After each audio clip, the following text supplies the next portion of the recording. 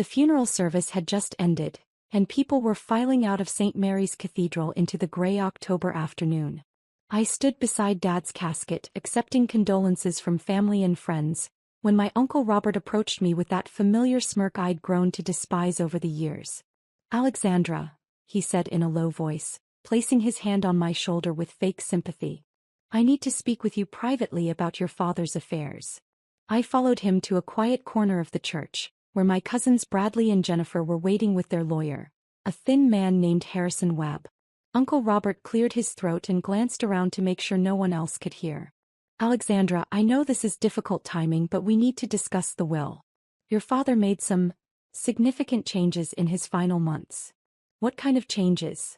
I asked, though I already suspected what was coming. I'd noticed the family meetings I wasn't invited to, the hushed conversations that stopped when I entered rooms.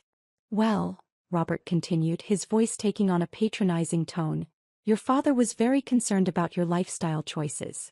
The fact that you're still unmarried at 32, no children, living in that small apartment downtown, working at some little nonprofit organization.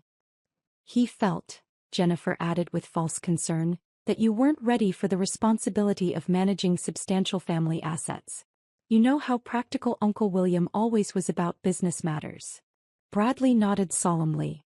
"Dad and I spent a lot of time talking with Uncle William about this. We tried to explain that managing a multi-million-dollar estate requires real business experience, not just good intentions." The lawyer stepped forward with a manila folder. "Ms. Harrison, I'm afraid the will explicitly excludes you from the estate. All assets, the house on Elm Street, Harrison Manufacturing, the investment portfolio, even the family cabin in Colorado, everything transfers to your cousins. Your father felt they were better equipped to handle the family legacy." Webb opened the folder and showed me a document with Dad's signature. "As you can see, this will was executed 3 months ago, witnessed and notarized according to state law. Your father was very clear about his intentions." I stared at the document, recognizing Dad's handwriting but noting how weak and shaky his signature looked. 3 months ago he'd been heavily medicated for pain, barely able to stay awake for more than a few hours at a time. "I see," I said quietly. "And when exactly was this will prepared?" "July 15th, Webb replied. "Your father called my office and requested an emergency appointment. He said he'd been thinking about family responsibilities and wanted to make changes." Uncle Robert put on his most sympathetic expression. "Alexandra, I know this is hard to hear, especially today, but your father wanted what was best for the family business. Bradley has his MBA from Northwestern. Jennifer has her finance degree from University of Chicago. They understand complex business operations in a way that working at a children's charity simply doesn't prepare you for." "We're not trying to be cruel," Jennifer added. "It's just that managing a $50 million estate requires sophisticated financial knowledge. Uncle William was worried that without proper business training, the assets could be mismanaged or lost entirely." Bradley stepped forward condescendingly. "Alexandra, we want you to know that we'll take care of you. Once we get everything settled, we can set up a small trust fund for you. Maybe $50,000 to help with your living expenses. After all," Uncle Robert continued, "family takes care of family. We're not going to leave you with nothing. But the bulk of the estate needs to be managed by people who understand business, investments, corporate strategy." I nodded sadly and pulled out my phone. "If you'll excuse me for just one moment, I need to make a quick call." I stepped a few feet away and dialed a number I knew by heart. "Hello, Marcus? Yes, it's Alexandra. I need you to execute Protocol 7 immediately." I paused, glancing back at my family members. "Transfer all assets from the Harrison Family Trust to the Alexandra Harrison Charitable Foundation." "Is all of them? The full $180 million. I could hear Marcus typing on his computer. "Are you sure about this, Ms. Harrison? Once I execute this transfer, it's irreversible." "I'm absolutely certain. My father always said the money should go where it can do the most good." "Understood. The transaction is complete." When I turned back around, my uncle's face had gone completely white. "What did you just do?" Robert whispered. "I transferred Dad's assets to my charitable foundation," I replied calmly. "All $180 million of them." The lawyer looked confused. "I'm sorry, but that's impossible. The assets belong to the estate and according to the will, According to the will, I interrupted, the assets that Dad owned at the time of his death go to Bradley and Jennifer. But Dad didn't own any assets when he died. Bradley's face was turning red. What are you talking about? Of course he owned assets. The business alone is worth $50 million. I smiled for the first time since Dad's diagnosis. 5 years ago, Dad transferred everything, the house, the business, all his investments into the Harrison Family Trust. I'm the sole trustee and beneficiary of that trust. Uncle Robert was starting to understand and the color was draining from his face. That's impossible. William would have told us. Why would he tell you? It was a private estate planning decision between a father and his daughter. I pulled out a document from my purse, the trust agreement I'd been carrying since Dad's death. Harrison Family Trust, established January 15, 2019. Sole trustee and beneficiary, Alexandra Harrison. Total assets, $180 million as of this morning. Webb grabbed the document and started reading frantically. This is legitimate, he stammered. Notarized, witnessed, properly executed. But the will. Bradley started. The will leaves you everything that Dad owned at the time of his death, I explained. Unfortunately for you, that amounts to about $3,000 in his personal checking account and his 1998 Honda Civic. Uncle Robert was shaking now. Alexandra, you can't do this. That money belongs to the family. You're right, I agreed. It belongs to family. It belongs to the daughter who spent every weekend for the past 5 years helping Dad with the business. The daughter who moved back home when he got sick.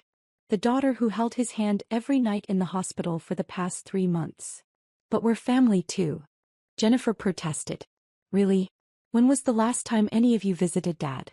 Before today, I mean. The silence stretched uncomfortably long. I'll tell you when, I continued. Bradley, you last saw Dad at Christmas, where you spent the entire dinner talking about your new BMW. Jennifer, you last visited in March when you needed him to co-sign a loan for your condo. And Uncle Robert, you last spoke to Dad 6 months ago when you called asking if he'd invest in your friend's restaurant. That's not fair, Robert said weakly. What's not fair is spending the last 3 months of his life telling him his daughter was a disappointment while planning how to divide up his assets the moment he died. Marcus Chin, my financial advisor and the executor of the trust, had arrived at the church during our conversation. He was a small, efficient man who had helped Dad structure his estate planning 5 years earlier. Ms. Harrison, Marcus said, approaching our group. I've executed the transfer as requested. All assets from the Harrison Family Trust have been moved to the Alexandra Harrison Charitable Foundation. The transition is complete. Uncle Robert turned to Marcus desperately. This is fraud. She's stealing money that belongs to the family. Marcus pulled out his briefcase. Sir, I handled Mr. William Harrison's estate planning personally. 5 years ago he explicitly transferred all assets to the trust specifically to avoid probate and ensure his daughter would inherit everything immediately upon his death. But why? Bradley asked, genuine confusion in his voice. Why would Uncle William do that? Marcus looked at me and I nodded for him to continue. Mr. Harrison was very concerned about certain family members' attitudes toward his daughter. He'd overheard several conversations where family members suggested she wasn't capable of handling business responsibilities due to her career choices. He also kept records of family interactions. He was particularly troubled by comments made at family gatherings about his daughter's unmarried status, her living situation, and her professional choices. He was spying on us? Jennifer asked. He was listening to you, I corrected. At every family gathering for the past 5 years, you and Bradley would openly discuss how you'd modernize the business once you inherited it. You talked about selling the house, liquidating investments, and restructuring operations to maximize profits. We were just brainstorming, Bradley protested. You were planning Dad's funeral before he was dead. You talked about firing longtime employees and selling off what you called sentimental assets. Marcus nodded. Mr. Harrison was particularly upset by a conversation he overheard last Thanksgiving, where you discussed selling the company regardless of what happened to the 400 employees. Those people would have found other jobs, Jennifer said defensively. Those people include families who have worked for Harrison Manufacturing for decades. People like Margaret Collins, who started as Dad's secretary and is now chief operating officer. People like James Morrison, who worked his way up from the factory floor and has 3 kids in college. Business is business, Bradley said weakly. That's exactly what Dad was afraid of. He didn't want his life's work reduced to a balance sheet. The lawyer cleared his throat nervously. Ms. Harrison, surely we can work out some arrangement. Your cousins have legitimate expectations. Based on what? Based on the assumption that they could treat Dad and me poorly for years and still collect a multi-million-dollar inheritance. We never treated anyone poorly, Robert said. Uncle Robert, when Dad had his first heart attack 2 years ago, where were you? I had business commitments. You were in Las Vegas. For a week. While Dad was in intensive care, you were gambling. Mom called you 6 times. And Jennifer, when Dad needed someone to drive him to chemotherapy, what did you say? Jennifer stared at her shoes. I said I was too busy with work. You said you couldn't be around sick people because it depressed you. And Bradley, when Dad asked you to help him understand the new computer systems at the factory, what was your response? Bradley's voice was barely a whisper. I said I didn't have time to teach an old man new tricks. The weight of their past behavior was settling on them. For the first time, they were seeing their actions through Dad's eyes. We'll contest this in court, Jennifer declared, though her voice shook. Marcus spoke up. Ms. Jennifer, the trust was established 5 years ago when Mr. Harrison was in perfect health. He had full legal capacity, independent legal counsel, and medical documentation. Additionally, the trust has been operational for 5 years. There are no grounds for contest. Besides, I added, contesting would require expensive litigation. Do any of you have the resources for a multi-year legal battle against $180 million in assets? The silence told me everything about their financial situations.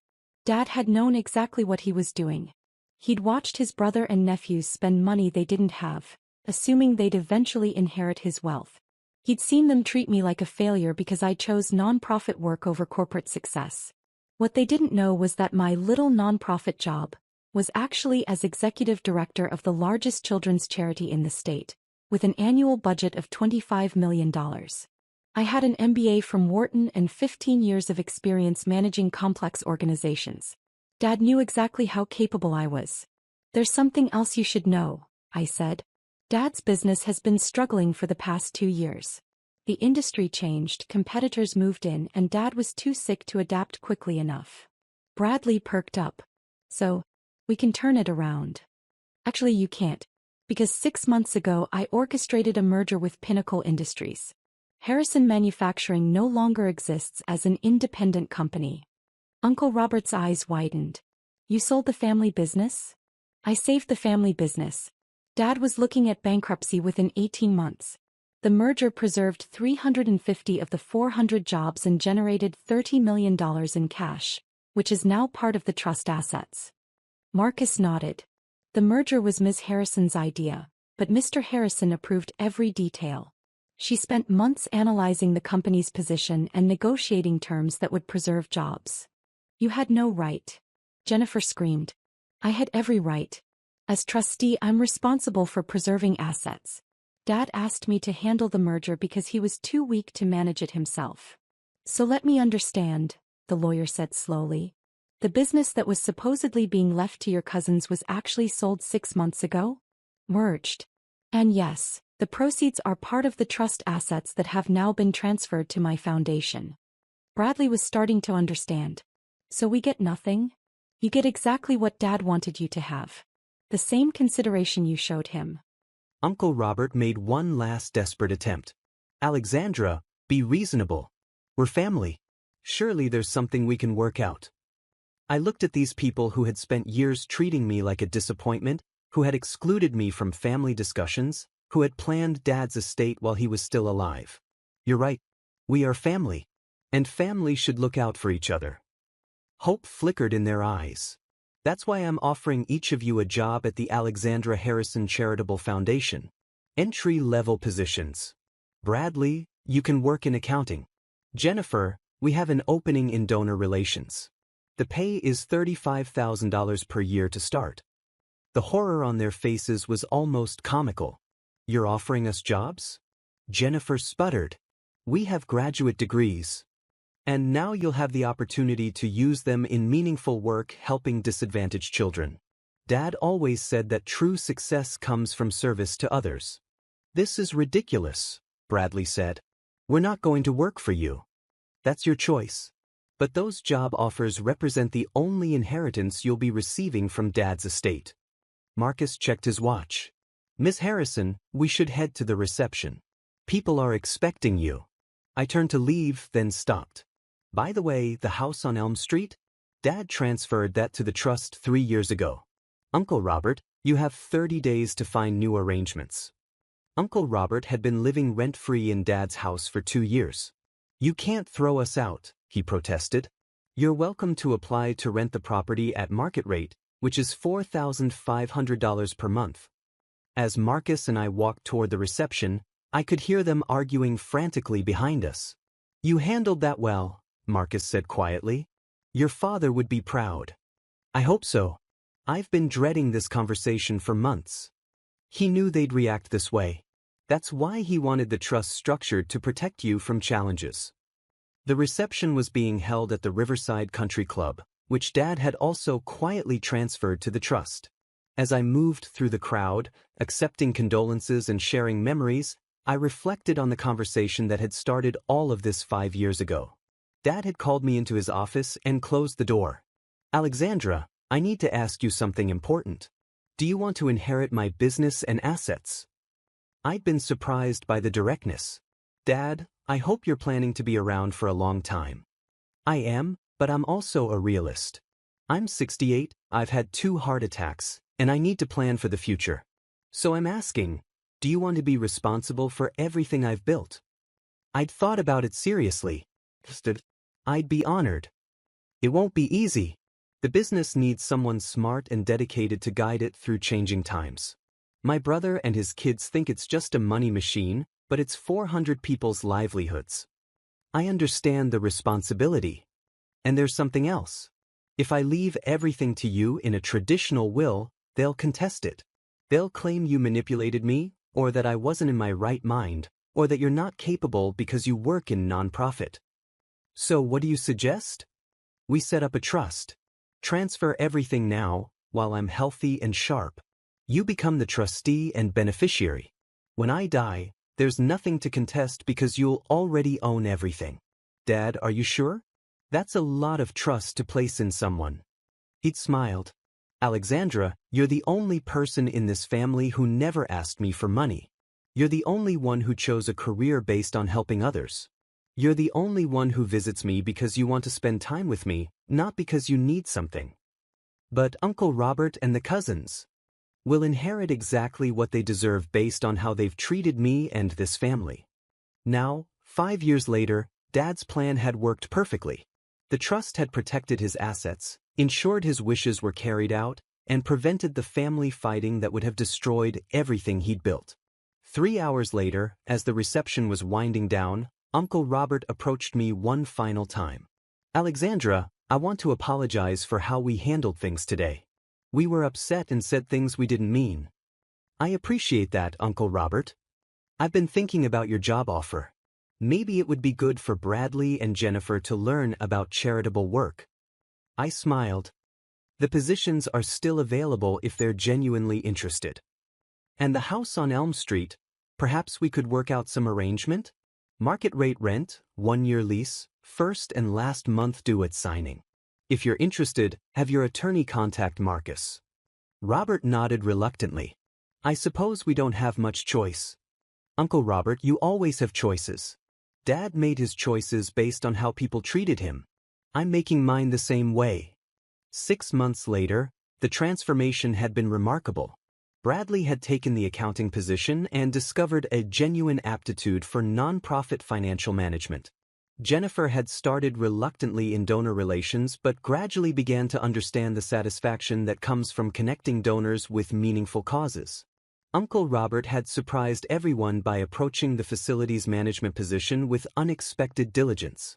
Perhaps because he'd finally found work that produced tangible results, he'd discovered a sense of purpose that had been missing. None of them had become wealthy from Dad's death, but they'd all learned something more valuable, that true worth comes from what you contribute, not what you inherit. They'd learned that success isn't measured only in dollars, but in the positive impact you have on other people's lives. Dad would have been proud of that lesson too. In fact, as I read through his private journals after the funeral, I discovered that teaching that lesson had been part of his plan all along. He'd known that forcing them to work for their money would either reveal their true character or help them develop better character. Either way, his legacy would continue in the form of a charitable foundation that would help thousands of children, managed by family members who had finally learned the difference between earning respect and demanding it. The Harrison name would live on, but now it would be associated with service and generosity, exactly the legacy Dad had always hoped to leave behind.